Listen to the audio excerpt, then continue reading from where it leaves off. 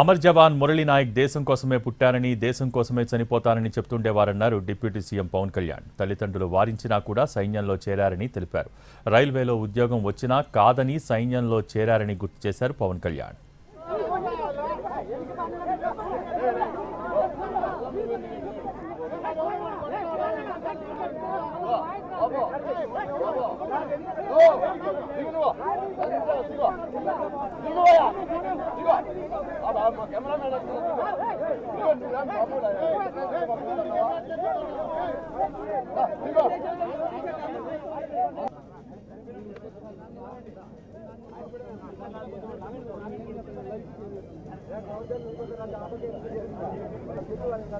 శ్రీ సత్యసాయి జిల్లాలో జవాన్ మురళీ నాయక్ అంత్యక్రియలు జరగనున్నాయి. అమర జవాన్ కు రాజకీయ నేతలు, పలువురు ప్రముఖులు, జిల్లా ప్రజలు నివాళులర్పిస్తున్నారు.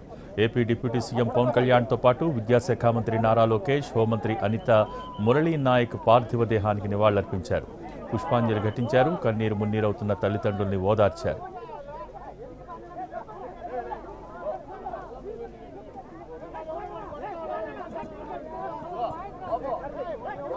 అమర్ జవాన్ మురళీ నాయక్ అంత్యక్రియలకు గోరంట్ల మండలం కల్లితండాలోని పొలంలో ఏర్పాట్లు చేశారు. ప్రభుత్వ సైనిక లాంఛనాలతో అంత్యక్రియలు నిర్వహించనున్నారు.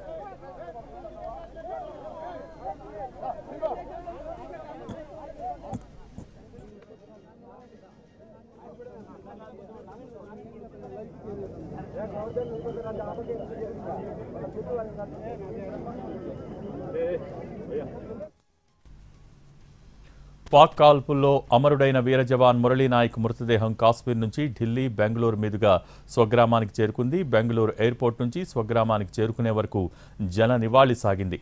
వేలాది మంది రోడ్డుపైకొచ్చి జవాన్ మృతదేహానికి నివాళులర్పించారు.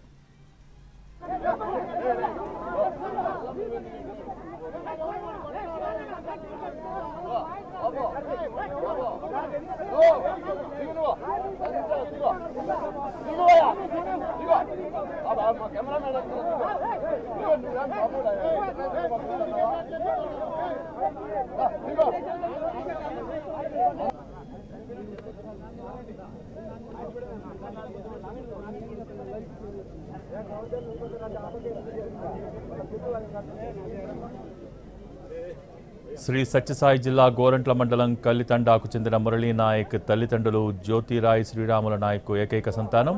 సోమందేపల్లిలోని విజ్ఞాన్ స్కూల్లో విద్యాభ్యాసం చేసిన మురళీ నాయక్ 2022లో ఇండియన్ ఆర్మీలో చేరాడు.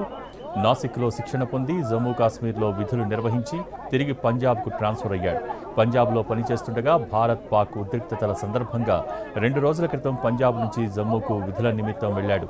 అక్కడ పాక్ కాల్పుల్లో వీరమరణం పొందాడు. మురళీ నాయక్ మృతితో కల్లితాండ శోకసంద్రంలో మునిగిపోయింది.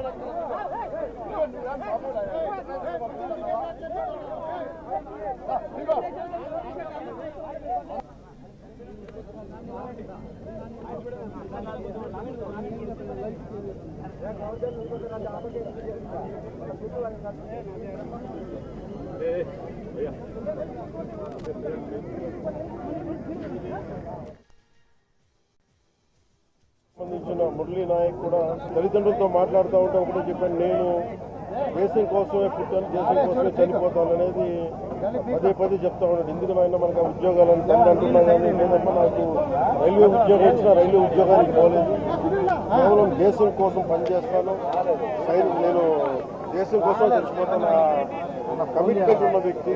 కానీ దురదృష్టవశాత్తు చాలా చిన్న వయసులో 23 ఏళ్ల వయసులో తన ప్రాణాలని కోల్పోవాల్సి వచ్చింది.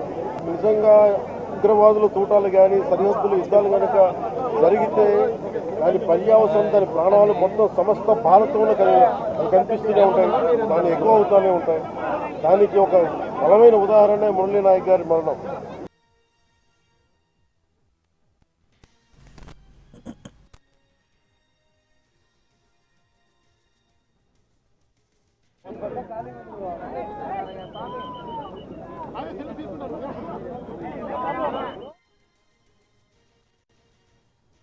ప్రభుత్వం అండగా నిలబడుతుంది.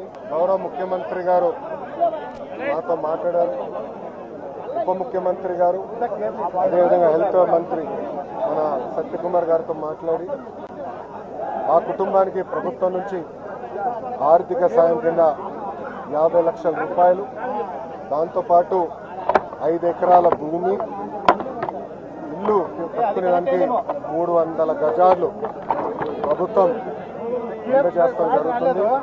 కుటుంబంలో ఎవరికైనా ఉద్యోగం ఇస్తే, ప్రభుత్వ ఉద్యోగం ఇస్తే బాగుంటుందని అడిగారు.